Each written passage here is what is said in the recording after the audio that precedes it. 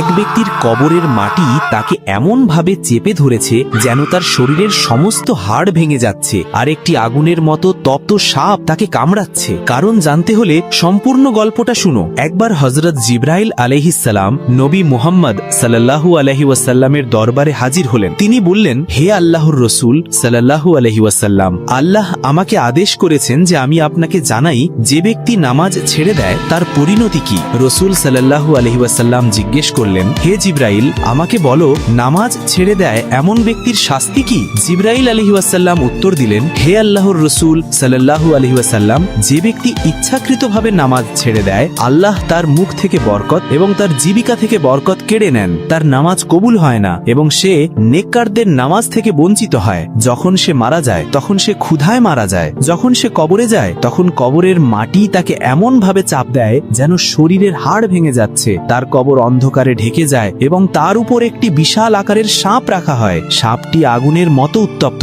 এবং দিনে 5 বার তাকে কামড়ায়, প্রতিবার নামাজের সময়।